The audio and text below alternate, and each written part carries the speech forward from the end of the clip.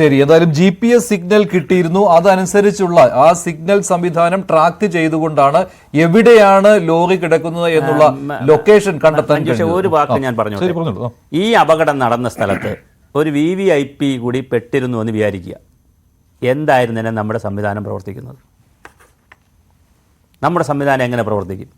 ഒരു VVIPയുടെ വാഹനം കൂടി അതിനകത്ത് പെട്ടുപോയി എന്ന് നമുക്കൊരു വിവരം കിട്ടി. ഇങ്ങനെ ആയിരിക്കുമോ സംവിധാനം? അല്ല. ഇത് മലയാളവും കേരളവും കർണാടകവും ലോറി ഡ്രൈവർ അങ്ങനെയൊന്നും അല്ല വിഷയം. ഇതൊരു സാധാരണ സംഭവമായി കണ്ടു. സാധാരണ ഒരു മണ്ണിടിച്ചിൽ, സാധാരണ പ്രോസസ്സ്. അതല്ല ഡിസാസ്റ്റർ മാനേജ്മെൻറ്റും ഡിസാസ്റ്റർ സംവിധാനവും അതല്ല. നമ്മൾ വില കൽപ്പിക്കുന്നതും അങ്ങനെയല്ല. അതിൻ്റെ ഒരു പ്രശ്നം സമൂഹം വളരെ ഗൗരവമായി ചർച്ച ചെയ്യണം. ആരൊക്കെയാണ് അപകടം പറ്റുന്നതെന്നനുസരിച്ചും കൂടിയാണ് പലപ്പോഴും നമ്മൾ സീരിയസ് ആയി ഈ പ്രവർത്തനങ്ങൾ കൈകാര്യം ചെയ്യുന്നത്.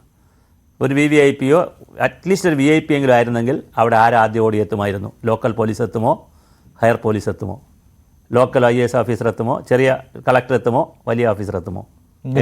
ലോറി ഉടമയായ മനാഫിന് പോലീസ് സ്റ്റേഷനിൽ നിന്നുണ്ടായ ഒരു ദുരനുഭവം കൂടി അത് അദ്ദേഹം പറഞ്ഞപ്പോൾ വലിയ വിഷമം ഉണ്ടായി അല്ലേ? അങ്ങനെ ഒരു ഈ കാലത്തും പോലീസ് സ്റ്റേഷനുകളിൽ ചെല്ലുമ്പോൾ അതിന്റെ ഇത്രയും ഡീറ്റെയിൽസ് കൊടുത്തിട്ട് പോലും അതിന്റെ ഒരു അന്വേഷണത്തിലേക്ക് നീങ്ങിയില്ല. ഇത്രയും ഈ സംവിധാനങ്ങൾ പോലും അതിൽ വർക്ക് ചെയ്യുന്നുണ്ടായിരുന്നു ആ ലോറിയിൽ. അതുൾപ്പെടെയുള്ള കാര്യങ്ങൾ എമർജൻസി കൺട്രോൾ റൂം അടക്കം തുറക്കുകയും ഇങ്ങോട്ട് നമ്മളിപ്പോൾ വിദേശ രാജ്യങ്ങളൊക്കെ കാണുന്നില്ലേ എന്തെല്ലാം എവിടെയെല്ലാം കുടുങ്ങുന്നു.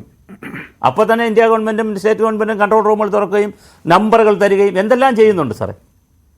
എന്തെല്ലാം സംവിധാനങ്ങളുള്ള ലോകത്താ. ഒരു ആംബുലൻസ് പോലും കണ്ടില്ല. ഞാൻ പിക്ചറിൽ കണ്ടു. അതെ, എന്തെല്ലാം സംവിധാനം ഒരുക്കും സാറേ. ഇതിപ്പോൾ പോലീസ് സ്റ്റേഷനിലേക്ക് അങ്ങോട്ട് എന്ന് പറയുകയാണ് ഇങ്ങനെ സംഭവം ഉണ്ടെന്ന്. ഇത് ഇങ്ങോട്ടല്ലേ പറയേണ്ടത്?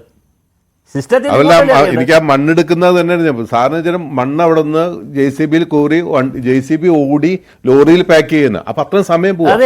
ഇത് ഒരു JCBയിൽ നിന്ന് വകഞ്ഞു മാറ്റി ഇട്ടിട്ട് അടുത്ത JCB കൊണ്ട് വാരി എടുക്കുമായിരിക്കും കുറച്ചും കൂടി എളുപ്പം. നമുക്ക് ഇത് പ്രായോഗികമായിട്ട് സ്ഥലത്തേക്ക് ഇതിനകത്ത് ജീവനുള്ളൊരു ആളുകൾ ഉണ്ട് എന്നുള്ള ഒരു ബോധവും ആ ജീവന് വലിയ വിലയുണ്ടെന്നുള്ളൊരു ബോധവും ഇത് കോർഡിനേറ്റ് ചെയ്യുന്നവർക്ക് ഇല്ല എന്നുള്ളതാണ് എൻ്റെ ഒരു. പല ദിവസങ്ങളിൽ ഒന്നും നടന്നില്ല. ഇന്ന് രാവിലെ മാധ്യമങ്ങൾ ഈ വാർത്ത നൽകിയതിനു ശേഷമാണ് ഇങ്ങനെയെങ്കിലും ഇത്തരത്തിലുള്ള രക്ഷാപ്രവർത്തനം തുടങ്ങിയത്. രാവിലെ കേട്ട കുറേയേറെ പ്രതികരണങ്ങളുണ്ട്. അതിൽ ഈ കാണാതായ അർജുന്റെ കുടുംബത്തിന്റെ പ്രതികരണം ഉണ്ടായിരുന്നു. അവർ എങ്ങനെയാണെന്ന് കൃത്യമായിട്ട് ഈ ഒരു ദുഃഖത്തിനിടയിലും എങ്ങനെയാണ് അർജുനെ കാണാതായ ആ ദിവസത്തെ കാര്യങ്ങൾ എന്നെല്ലാം കൃത്യമായിട്ട് പറഞ്ഞു കൊടുക്കുന്നുണ്ടായിരുന്നു. ആ പ്രതികരണം, ഒപ്പം തന്നെ മറ്റധികാരികളുടെ പ്രതികരണം ഇതുകൂടി കണ്ടു നോക്കാം. ഒരു സർക്കിൾ ഇൻസ്പെക്ടർ ഒരു വണ്ടിയിൽ ഇരിക്കുന്നുണ്ട്.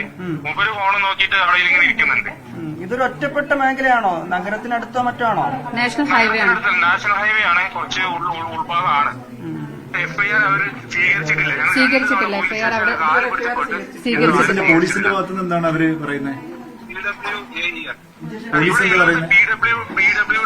ആണ്. PWD AE അവിടെ ഉള്ളത് വണ്ടി വാഹന ഒഫീഷ്യൽ ഒരു ഒഫീഷ്യലായിട്ട് ഇവിടെ ഉള്ളത്. പോലീസിന്റെ ഭാഗത്ത് ഒരു സർക്കിളുണ്ട്.